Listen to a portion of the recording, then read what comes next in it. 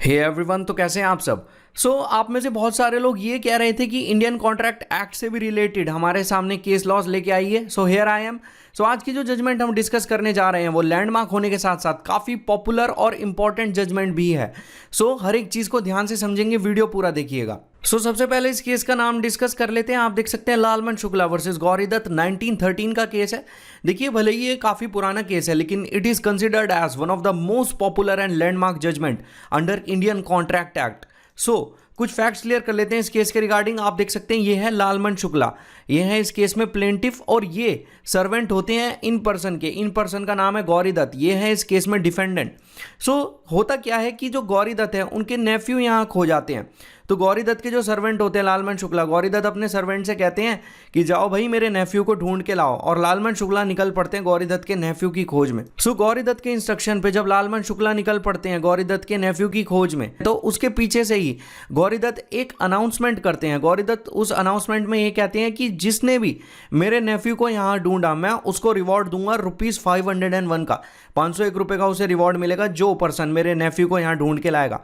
देखिए, ये चीज़ यहाँ काफ़ी इंपॉर्टेंट है कि किसी भी तरीके की नॉलेज नहीं थी लालमन शुक्ला को किसी भी रिवॉर्ड की जो कि दिया जाएगा गौरी दत्त के नेफ्यू की फाउंडिंग पे, क्योंकि ये अनाउंसमेंट जो रिवॉर्ड की अनाउंसमेंट थी ये हुई थी जब लालमन शुक्ला यहाँ पे निकल पड़े थे गौरी दत्त के नेफ्यू की खोज में। उसके बाद ये चीज़ एग्जिस्टेंस में आई, उसके बाद ये रिवॉर्ड का सारा फंडा एग्जिस्टेंस में निकल के आया। ये चीज़ काफ़ी इंपॉर्टेंट है। फाइनली लालमन शुक्ला गौरी दत्त के नेफ्यू को ढूंढ लेते हैं और वो इन्फॉर्म कर देते हैं गौरी दत्त को कि भाई आपका नेफ्यू मिल चुका है, लेकिन अभी भी वो टोटली अनअवेयर होते हैं किसी भी रिवॉर्ड के फैक्ट से।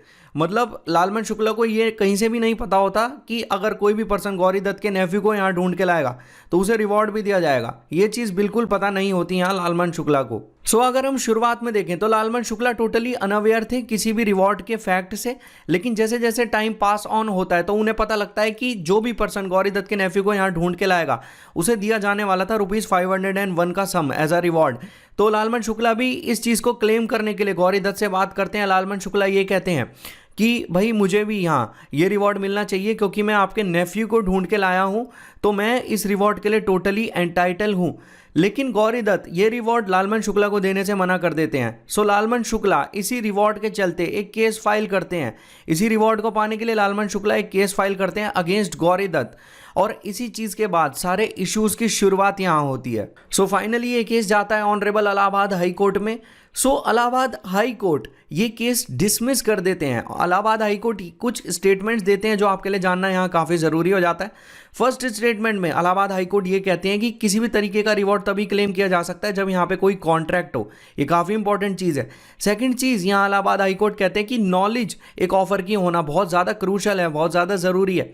देखिए, जैसा कि मैंने आपको पहले बताया था कि जब लालमन शुक्ला निकल पड़े थे गौरी दत्त के नेफ्यू की खोज में, तो उसके बाद यहाँ अनाउंसमेंट हुई थी रिवॉर्ड की जो कि था ₹501 का। यहाँ नॉलेज तो किसी भी तरीके की थी नहीं लालमन शुक्ला को किसी भी तरीके के रिवॉर्ड की, वो तो पहले ही निकल चुके थे और उनके निकलने के बाद यहाँ अनाउंसमेंट हुई थी रिवॉर्ड की।